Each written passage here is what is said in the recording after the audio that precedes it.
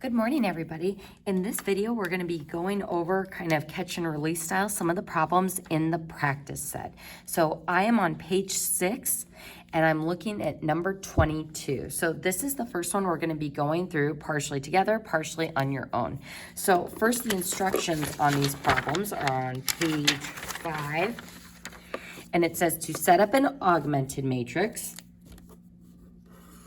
Then use RREF to solve each system. You have to show row operations and RREF for 3 variables, and you can use pure calculator and show reduced row echelon form for 4 variables, and stating your answer in coordinate form.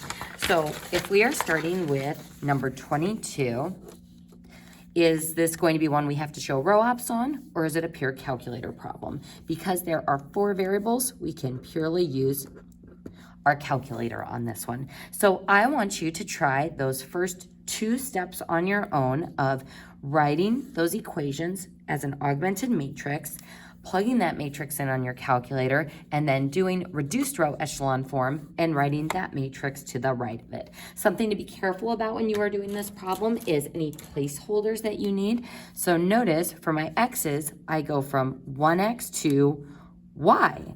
So for this one, you would put in a 0 for the x. So careful as you are lining up your variables, making sure that you're including the proper placeholders and that you are catching all of those coefficients. So I recommend pausing this video and trying those 2 steps on your own. All right, folks. So on number 22, this is what your augmented matrix would look like. So again, making sure you've got those zeros in the right place, checking your signs. And then when you plug that in on your calculator and do reduced row echelon form, this is what that should look like. And I'm gonna quickly just go through those steps of the calculator again. You go to second, x to the -1 to the matrix area. You go to edit to type in the matrix, and I already have that matrix typed into that area. Then you go second mode to quit and go to the home screen. Second x to the -1 to go back to the matrix. And then you select reduced row echelon form. And then go back to the matrix, select matrix A. And that is how we get that reduced row echelon form. So augmented matrix you have to show, reduced row echelon form from your calculator you need to show. And now we are ready to figure out what our solution is for this one. So as I'm looking at reduced row echelon form, I see I've got my 1s except, we don't have a 1 in that position. So folks, notice that in this very last row, this would be x, y, z, w. This says 0w equals 1 or 0 equals 1. So folks, what happens when a variable cancels and we get a false statement? The solution to the system is no solution. So I don't have to go any further with this one. That is my final answer. So we hadn't seen any special case no solution with a calculator problem, so now we have. So being aware of when you read reduced row echelon form, start with your bottom row and look to see what that says as an equation. The next problem we are going to be looking at is number 23. First, this is going to be a calculator problem as well, and that is because it has 4 variables, x, y, z, and w. So, same as the last problem, I want you to pause the video and write the augmented matrix for this one and the reduced row echelon form matrix for that one. And once you have done that, your work should look like this. So again, just like with the last problem, be careful about where you have your zeros. Be careful about where you have missing values. Excuse me. And when you do reduce row echelon form, your matrix should look like this. So when we go to start looking at the reduced row echelon form, we've got our slant of 1s, but then, we have a 0 there instead of a 1. We also know that something a little bit weird is going on here because we don't have all zeros above our slant of 1s. So let's go ahead and look at that last row and see what that says in equation form. So thinking about it in terms of variables, this would be my x column, my y column, my z column, and my w column equals the constant of 0. So notice that in this last row, both z and w have been canceled out, which means both z and w will be reference variables similar to that very last problem that we did in the note packet. So we know that this is 0 equals 0, or infinitely many solutions, but our goal is to write the coordinate solution for this one. So I'm going to go ahead and write my coordinate solution over here. We're going to have w last. I know it's weird, comes after the z. And those two are our reference variables. And now what we want to do is get an expression for y in terms of z and w and an expression for x in terms of z and w. So again, folks, I encourage you to pause the video and try this on your own first, and then you can unpause it and see how I work through it. So let's find our expression for y. This says 0x plus 1y minus 2z plus 1w equals -6. So to get an expression for y, we are going to isolate the y by adding 2z and subtracting w. So then y equals, I like to put my z stuff first, my -w second, then the -6. So there is my expression for y in terms of the reference variables z and w. So I'm going to go ahead and put this equal stuff in our y slot in our coordinate formula. So that will be 2z minus w minus 6. Beautiful stuff. Moving on to our writing of our x variable in terms of z and w, we get 0x, we get 1x, 0y, so nothing for our y, minus z minus w equals 7. So now, isolating our x, we're going to add z, add w, and our expression for x would then be x equals z plus w plus 7. So we've got an expression for x only in terms of our reference variables. So in our coordinate formula, we'll have z plus w plus 7. And we now have an expression for x and y in terms of our reference variables, and then we have our z and w. So this big old nasty thing would be our coordinate solution. Now, if we are worried about making sign errors anywhere in here, what you can do is generate a solution point that you could then plug into all three equations to check. Now, a couple of things to be aware of if you generate a solution. First, if you generate the w and the z to be zeros, you're not going to catch things like minus signs or other tiny errors with multiplication in your coordinate formula. So my go-to values that I plug in for my reference variables are 2 and 2. So if I plug in 2 for z, that's 4 minus 2 is 2, minus 6 is -4. And then if I plug in 2 for z and 2 for w, that gives me 4 plus 7 is 11. So this is my generated solution that we use to check. So it's just one of the infinite amount of solutions that we can have. But if I'm worried about goofing somewhere in my coordinate solution, I can use this point and plug it into all three equations to check. So 11 minus 4 is 7, minus 3 times 2, that would be -6, and that is equal to 1. 11 minus 2 is 9, minus w would be minus 2, which is 7. So it works in the first two equations. 2 times 11 is 22. Minus 4 gives me 18. Minus 6 gives me 12.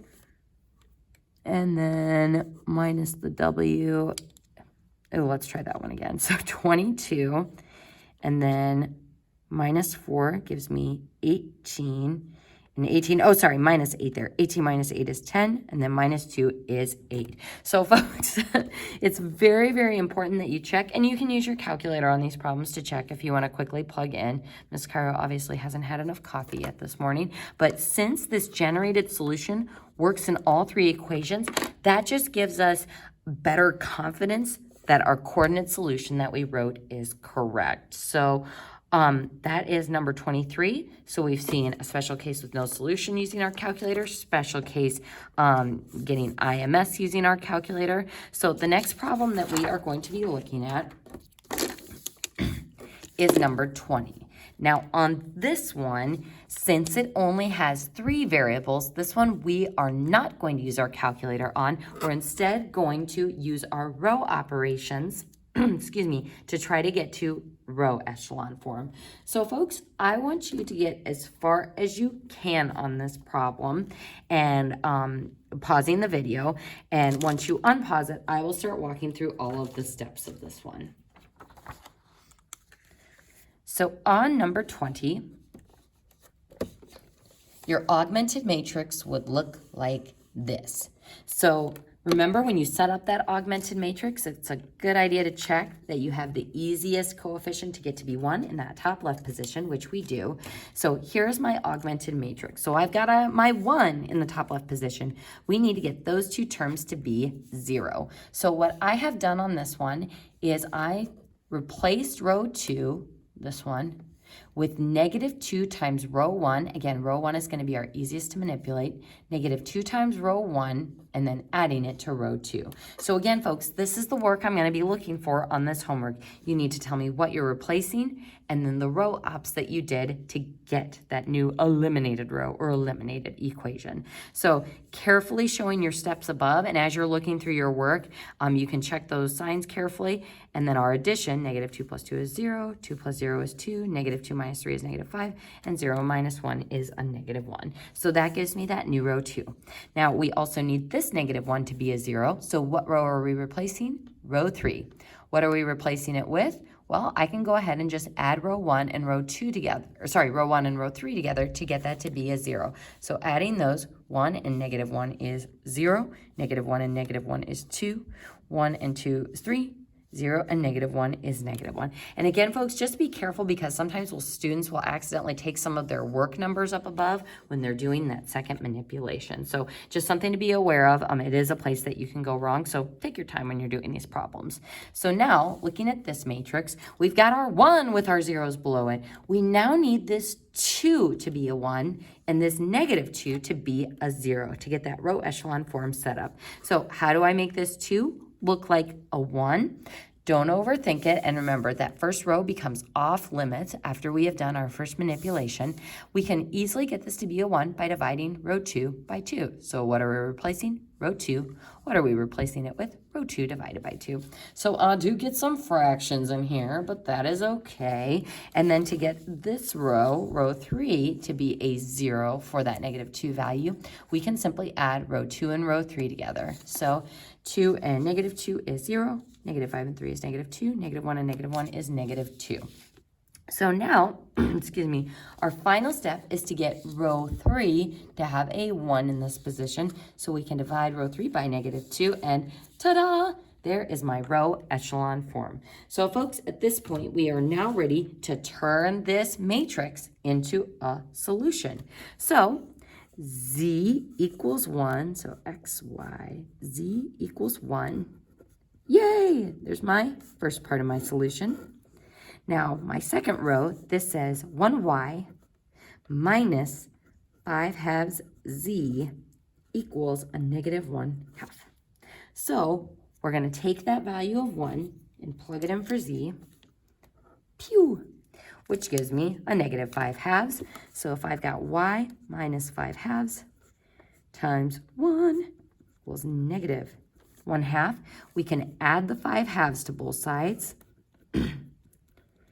And doing our good old fraction rules, a -1/2 plus 5/2, we add the tops, the common denominator stays the same, and we get 4/2, which is 2. So we get a nice y value of 2. Then our top row, on the sidebar up here, we'll have 1x minus 1y plus z equals 0. So then plugging that 2 in for the y and the 1 in for the z, we would get x minus 2 plus 1 equals 0. So -1, add it over to the other side, and x equals 1. So then our final coordinate solution would be 1 for the x, 2 for the y, and 1 for the z. And again, folks, if I wanted to be absolutely sure, I could take that and plug it into all three equations. The other thing I could do is plug this in on my calculator and look at the reduced row echelon form to check. So again, folks, on these 3 variable ones, I gotta see all this lovely row operation work. Otherwise, you will not get points on the practice set. It is only for the 4 variable ones that you can use your calculator. And even with those ones, I still need to see the augmented matrix and the reduced row echelon form and how you got to that final solution. The next problem that we are going to be going through is,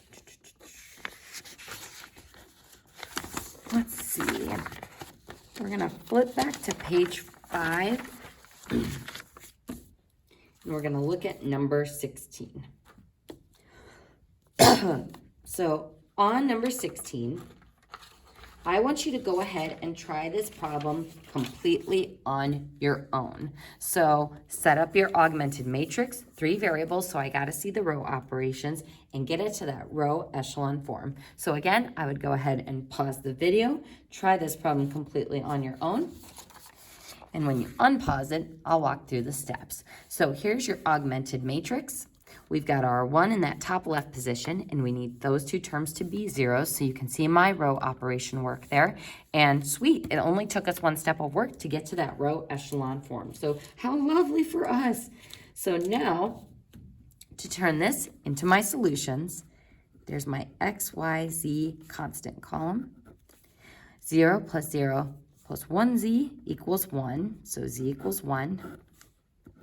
This says 0x 1y plus 0z equals 3. So sweet, didn't even have to do any equation solving there. And then 1x plus 2y minus z equals 3. So back substituting that 3 in for the y and the 1 in for the z, we get x plus 2 times 3 minus 1 equals 3. So 6 minus 1 is 5. Subtract it on over to the other side, and we get x equals -2, giving me that final coordinate solution of -2, 3, 1. And again, folks, if you wanted to be absolutely sure, you would plug it into all 3 equations to verify that it works. So don't just kind of get comfortable saying, well, I got integer answers, so I'm probably good. Because again, one missed negative sign will get caught once you plug it into all 3 of those original equations. All right, folks, the last problem that we are going to do together-ish is going to be number 21. Now, this problem only has 3 variables, so we are going to have to do our row ops for this one. Can't use our calculator. But what I want you to notice about 21 is we have 3 variables, but only 2 equations. So that prompts me to think this is going to be a special case one. And this one's a little bit different than the ones we did in the notes, which is why we're going to do it together. So go ahead and on your own, set up the augmented matrix and then get it to look like row echelon form using row ops. So looking at 21, not enough equations, so it's going to be a special case problem. So we've already got our 1 in the top left position, so getting that -3 to be a 0, I took row 1 times 3 and added those together, and that is my row echelon form matrix. So what's strange about this one, when I think about my variable columns, is there's my x column, there's my y column, so I have 1s for both of those, and then my z column and my constant column. So we have 1 for x, we have 1 for y. The problem is we don't have that 1 for the z that we would normally need. So folks, what this setup means is it's kind of like our z has already been eliminated because there's no equation or no row specifically for it. So z is going to be our reference variable, even though there's no equation for it or no row for it. So what that tells us is, excuse me, we are going to get, I'm going to go ahead and do that over here. we are going to have z for our reference variable, which means we're going to want an expression for y and x only in terms of z. So this one does get a little bit messier. So going to my second row, when I turn this back into an equation, we get y minus z equals negative 26. So we add z, and z minus 26 is our expression for y. Yuck. So z minus 26 is what we're going to put in that y slot. So it's got my reference variable. Now for my x one, we've got x plus 2y minus 3z equals 1. All right, folks, so something we haven't seen before and why this one is different is I have an expression for x with both y and z.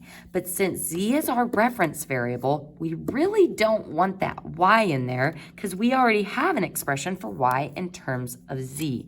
So the very first thing we're going to do is replace that y with z minus 26. So x plus 2 times our y stuff, z minus 26 minus 3z equals 1. And again, why did we do that? Because currently we have both x, y, and z in this equation, and we only want an expression for x with that reference variable. So by replacing y with the z stuff, we now have, excuse me, only x and z. So we simplify, and we get 2z minus 52 minus 3z equals 1. Combining my like terms, 2z minus 3z will give me negative 1z. Add that over to the other side. So we add z. So I'll go ahead and show that step. We get negative z, or negative 1z, minus 52 equals 1. So our last step is going to be adding the z over. So x equals positive z. And then adding the 52 over, which gives me 53. Yuck! So x is z plus 53. So we got an expression for x only in terms of that reference variable, which is why we replaced that y with our z stuff. So z plus 53. Now, I personally would look at that and go, gross! And I'd probably try putting 2 in for z in all 3 slots, generating a solution point, which I could then plug into both of those equations to check. So folks, you should be able to do the rest of the problems in the packet on your own. So that means don't forget to do number 24 down at the bottom, which you can use your calculator for since there's a W. And then doing 17, 18, and 19 all by hand using your row operation since those are only 3 variable equations. Have a great day.